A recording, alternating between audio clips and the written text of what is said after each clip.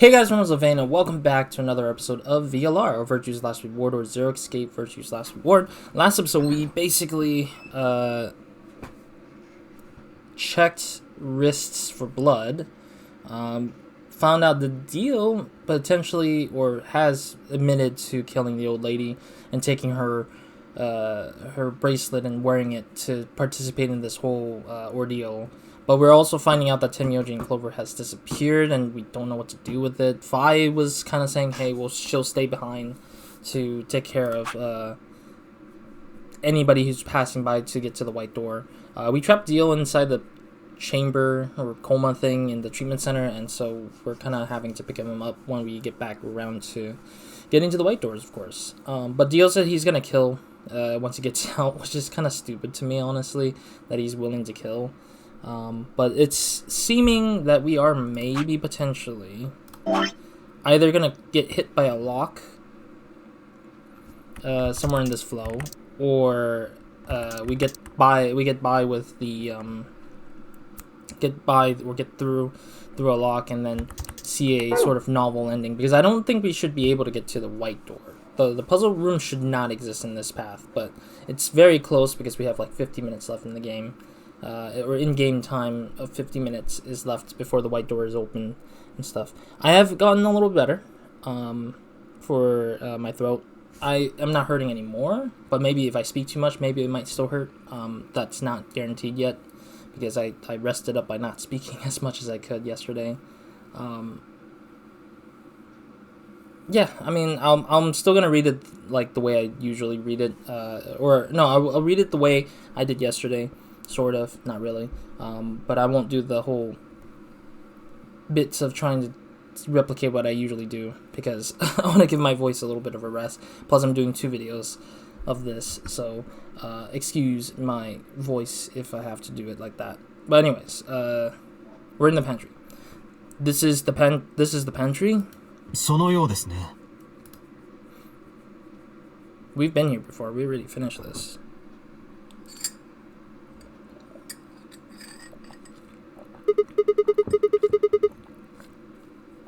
Well, looks like they're not here. クオーク君捜索時の2人の担当箇所は赤の扉の先、すなわちこの部屋のはずですが。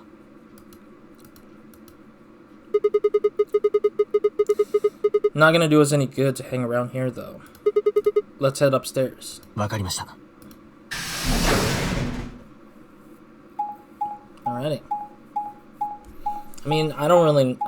My guess is that they're still in the infirmary and dying, and died in the infirmary, being handcuffed. But that proves that they died before they got to the white room, if that is the case, because the leftmost path of this game, the leftmost path of the flow, we did find their dead body. But that was after the fact that we went through the white door. So we never knew when... We never got to know when they really got killed by whoever.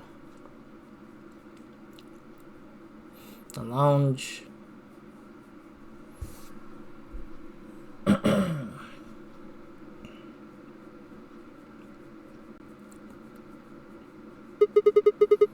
No one here either, huh?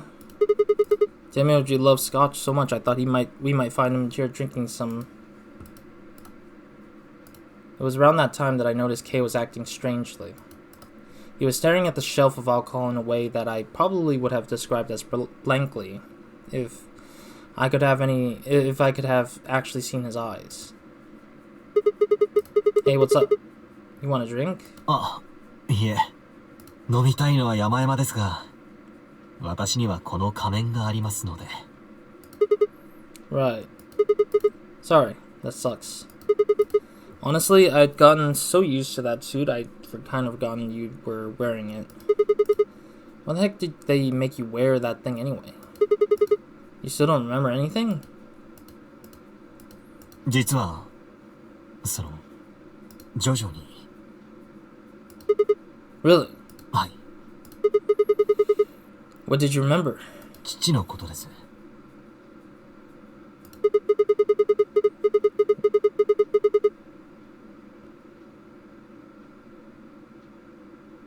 my brain is like, why are you going for a pun right now? When dad, you remembered that? Did it just pop out of nowhere? Well, I don't think that was a pun. I think they really did mistype did. When did you remember that? I think they really mistyped because when they wrote father in the last one, they forgot that they didn't think that dad was a thing. ふざけないでください。 Really?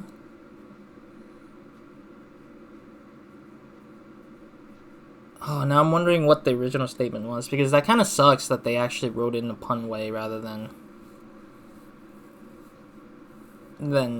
because if they're saying it's a joke, I wonder how he says the joke, because it feels kind of awkward that they made it a pun. 私は真面目に言ってるんですよ。 Sorry. So, you remember who your father was? ええ。 What about your mom? どうやらいないようです。 I think this guy's another clone of the same type variety. Like this guy, I think K is Dio's brother, blood brother, because he's probably a clone. K is probably a clone of that same brother that came out of the what was that faction of cultists named again? Free the World? Oh, Free the Soul. I think this guy's part of Free the Soul, but he doesn't know that. 私には母が。 Yeah, he said something about mother. It's like my mother, ... Oh. So your father raised you. まあ、 Kay stopped for a moment, then calmly folded his hands in front of him. 私は父が働く研究施設の中で育てられました。 What is this? Now we have a weird chibi animation or chibi picture of Kay. その施設で働いているのは父一人だけだったので、私は成長するまで父以外の人間を見たことがありませんでした。 Also, it's funny because, or it's nice that they're reading it for me instead of making me read a big dialogue from how he's telling his story. しかし、何しろ生まれた時からその状況ですから、それを不審に思うことさえありませんでした。 He wouldn't allow me to go near him while he was working, but wait, now you're making me read the rest? Ugh. But the only times he wasn't working were the times when he was sleeping.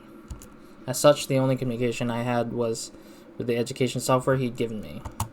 I suppose I was a fairly expressionless kid back then. We developed body language to communicate with each other, and with no one else to communicate with, I suppose it makes sense. Why the hell do you make me read it once you started the reading yourself? God dang it. I think this is one of those sad things where they're just like, they just skimped out on the reading because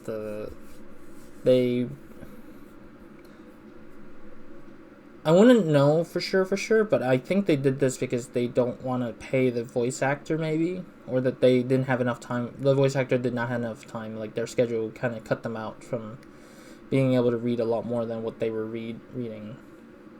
Yeah, there's only two reasons why this is happening. Is because, or three reasons rather. One is probably because the schedule of the voice actor is not available thoroughly to finish all this reading. And the other reason could be that they're not wanting to pay for more, like their budget did not allow the voice actor to continue reading, or the writers were fearful that they need to alter some of the lines, that they had to drop some of the voice acting in case if they're doing last minute changes in the writing, and they just didn't have that timing for them to come back in to read all those lines again. So I think that kind of sucks, though, to force the player to read through all of that. Even though I felt like 999 kind of did most of it for a lot of heavy lifting on like dialoguing, which I loved a lot because they read almost a lot of the stuff already. It's just these kind of graphical, like background picture still, and then just text is usually like telling for me to be like the one reading that instead. So I don't know. Once I learned to read and write, I began to realize that my situation was not normal. Many of my books mentions a mother, as a part of the family, and in several, the mother, father, and children would eat meals together and talk to one another. Soon I found myself longing for a mother of my own.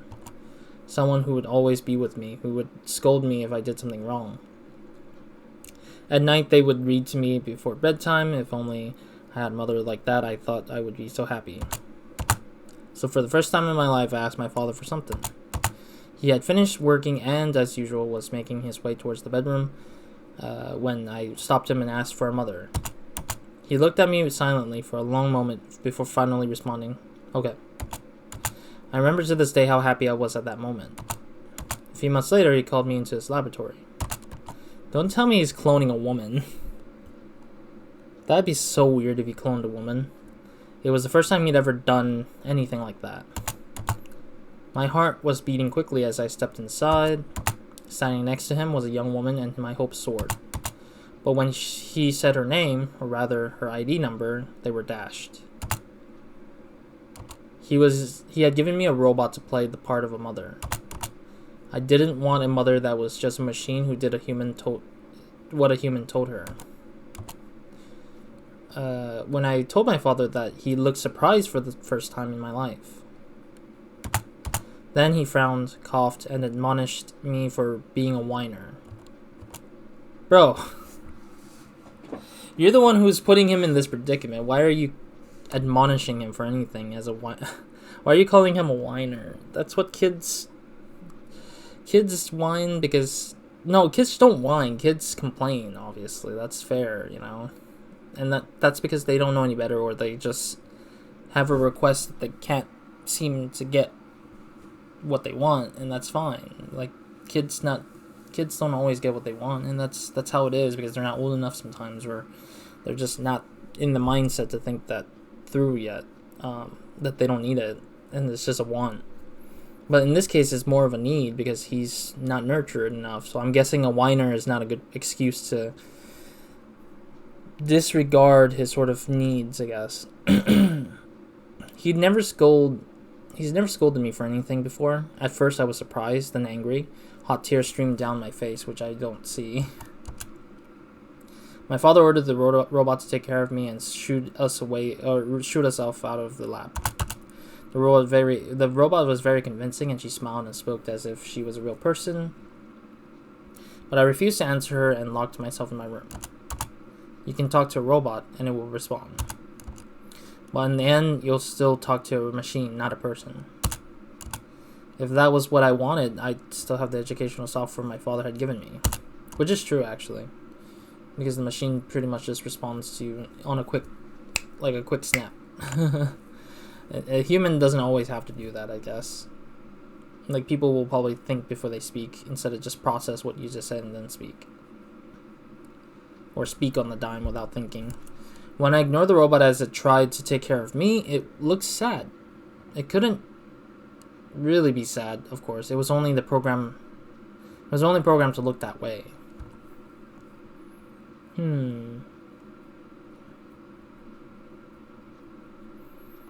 For some reason, I think, like, Luna, I'm imagining Luna being the robot.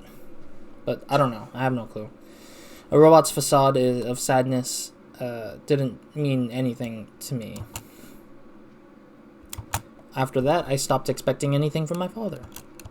We never really spoken to begin with, so it was easy enough for me to make sure we never saw one another. I lived my life as if he didn't even exist. Perhaps it seems strange to you that I continued to live with him, but I never considered leaving. Perhaps in the hidden depths of my heart, I longed for a relationship with my father. I really don't know how long this story has to go for, though. Because it's like we're running out of time, and we're already just listening to this ridiculously random story that just doesn't need to exist in this middle of the time frame. Because 50 minutes is not a lot of time once you start reading into a story like this. I don't know. It's just really frustrating a little bit that they're just putting a random K story background thing in the middle of this. Everything changed when I was 18. I left my room one morning to find a woman standing outside of it. She was the first human I'd ever seen, apart from my father, and I was understandably surprised. For a moment, I thought my father had created a new robot, but when I told her that, she laughed and explained that she came to help to help me. She had come to help me. As it turned out, she was a very mysterious person. She was much older than I was, but something about her about the way she behaved was almost girlish. She would tell me stories about the world outside in such a way that I was never sure if she was telling the truth or making up fantasies, making up fantastic lies.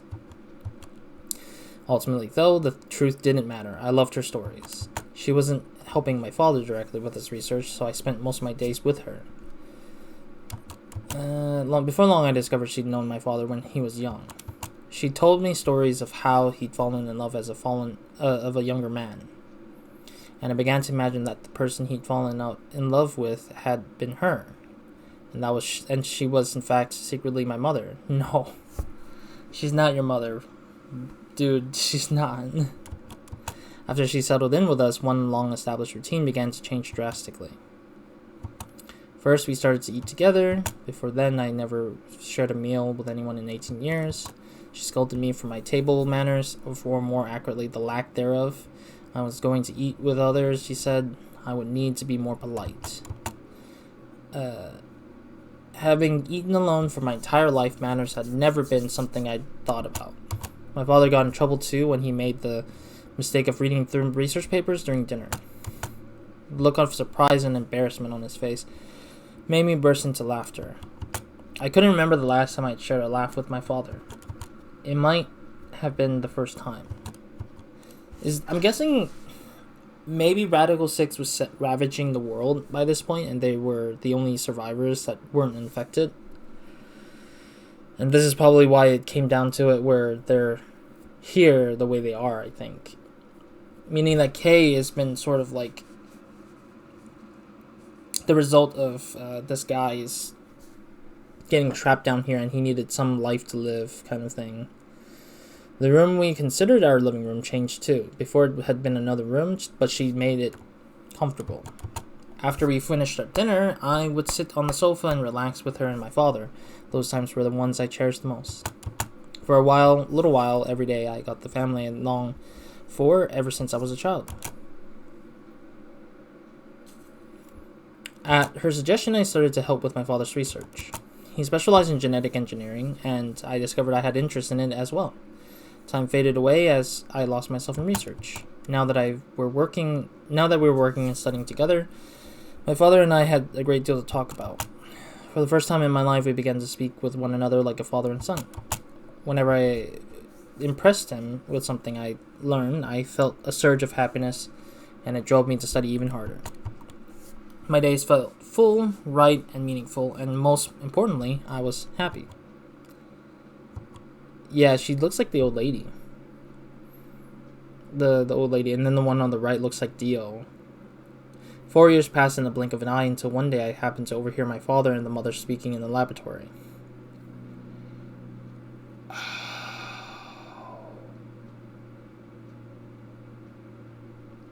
In some twist of fate, or not some twist of fate, but in some weird way, the lady on the left is definitely the old lady we saw getting killed. I think the one on the right is Dio, or at least looks like Dio, but this looks like an older Dio. So I'm assuming that maybe, since Kei's father is good at genetic engineering, he could potentially genetically alter himself to look younger, and that resulted in Dio being the way he is at the moment. So potentially Dio could be the father of Kei, and that'd be super duper surprising. Like if we remove the mask of Kei and he looks just like Dio, that confirms the fact that Kei is another clone of the same type variety as Dio's Free the Soul father kind of character.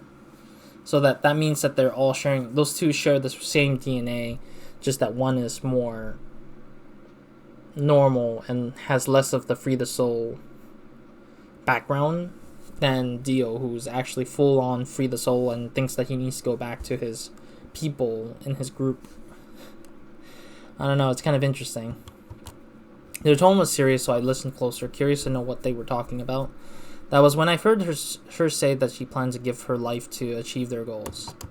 It was clear that she wasn't being metaphorical. she would have to die. I was in shock.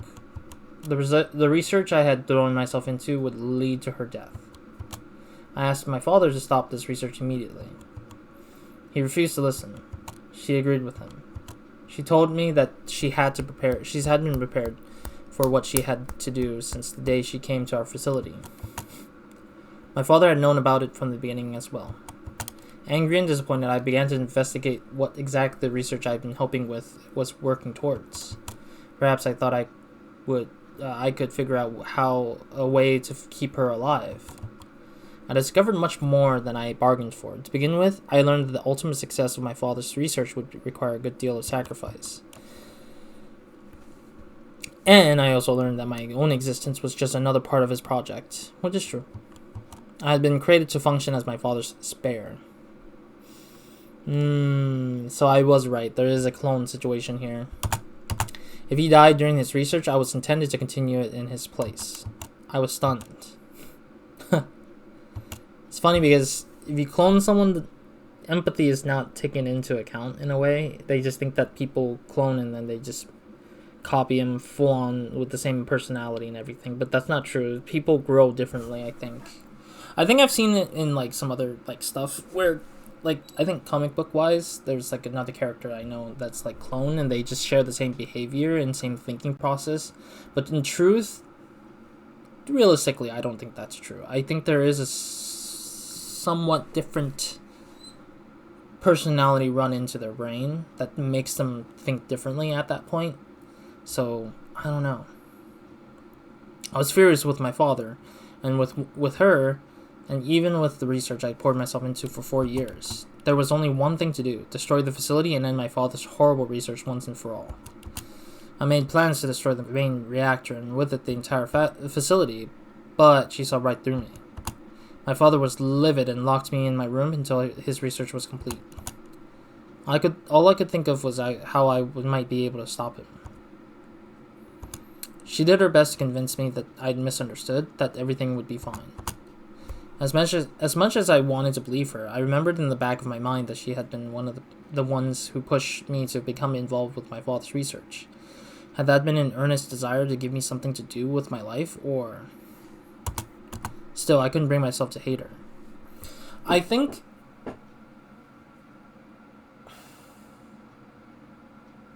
I'm starting to think that maybe that recording was between this old lady with his father. Because I think that's what it was, I think. Is that this lady and the father's recording was that audio recording that we saw with Tenmyouji. And Tenmyouji knew of it because he was told about it through her, maybe. Or that he found it somehow, because he heard it on the news, and then Radical 6 ravaged the world afterwards. And that maybe Akane was a big part of how Radical 6 ravaged the world, basically. She's the one who spread that virus into the world, because she sacrificed herself for just that. So maybe that's probably what happened. She had given me a reason to live. Even if she had conspired with my father to mold me into his replacement, the warmth she showed me had been real. She'd made me feel as if I had a real family, and that was something I couldn't have given up for the world. I pleaded with her to leave, but she quietly shook her head. There was someone very special to her, she told me. He had saved her life once, and she felt her death would help to repay that favor. Yeah, I think this is definitely Jun Akane, who's just like oddly wanting to do this, I guess, to do something. She would like nothing more than to marry him and have a happy, normal life together. But she couldn't. For his sake, she said, and for the sake of the future she wanted, she was determined to see my father's research succeed. I am wondering what's the truth behind this, and I'm wondering if the third game, which is Zero Time Dilemma, is going to explain all of this together, because I'm feeling like this game probably has a big overarching story, and the first game kind of touched base on what it was, which is kind of like reversing time and kind of influencing the future kind of thing. But in this case, it's like maybe dealing with the future to influence the past, and then Zero Time Dilemma is like the present time, so then the whole thing comes together kind of situation. I do think that might be the case, because I feel like these two games in general have a role to play with each other, but they just haven't had to the point where all of it is played out the way it should be for the story to kind of close out officially, I feel like. I realized that although she was the most important person in my life, there was someone more important than her, or than me, in hers. She tried to explain that beyond what we could see was a future where no one would have to die. But I refused to listen. What good was a potential future to me? It was what I had now that I wanted. I couldn't stand to think that she would give her life for a man I'd never even seen. So, I shut myself off from the world. Perhaps that is why I lost my memory. That makes a lot of sense, though. If you've shut yourself so much and never start thinking, you just go to sleep forever. You slowly lose out those memories because you just don't think about that anymore. Kay let out a deep, tired sigh. すみません。 You did not read anything, you bastard. I had to read all of your stupid dialogue. Damn it. すっかりと長話をしてしまいました。 It's okay. 記憶というのはないと不便ですが、戻れば戻ったで面倒なものですね。 So you remember almost everything. いえ、細かいところはまだ不明のままです。特にここ最近のことは何も。Huh. 申し訳ありませんが、シグマさん。 We're really pushing the time here. We're not even looking for Tenmyouji or Clover and Clover at this point, really. 少し横になってもいいですか？ What's wrong? 具合が悪いのです。あまりにもいっぺんに昔のことを思い出したせいでしょうか。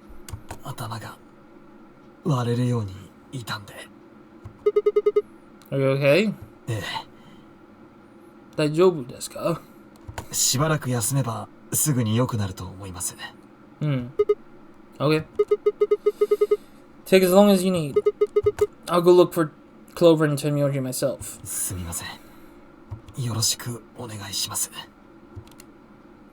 Kay lowered himself heavily onto the red sofa in the corner of the room. This looks kind of funny. Well, guess I better get moving then. Alright. Yeah, I'm looking at the time. I'm like, do I want to keep moving forward? You know what? I'll move a little bit more. See where we're headed in the next part here. Stepped out of the room and nearly ran into Fi. What are you doing? You're supposed to be waiting back in the warehouse. わかってる。ちょっと様子を見に来ただけだよ。待てど暮らせど、誰もやってくる気配がなかったから。その感じだと、まだ見つかってないみたいだな。四つ葉と天明寺。She didn't say damn, she just said Tenmyouji and Clover again. Alright. Yeah. Kは? Alright, so that's where I'll probably stop for now. Given that we're closing in on the 30-minute mark, I kind of want to take a break because I need to clear a nose as well because it's kind of cold weather and my nose is starting to irritate me a little bit. Also, I need to give my throat a little break because I don't want to strain it while doing my rest of my recordings for the rest of this day. I have like a few more to do. But thank you guys for watching. I'll see you guys in the next episode of RozaldVaneGAME Minds and hope you guys have a great, amazing day, good night, or whenever watching this. So, Roz out.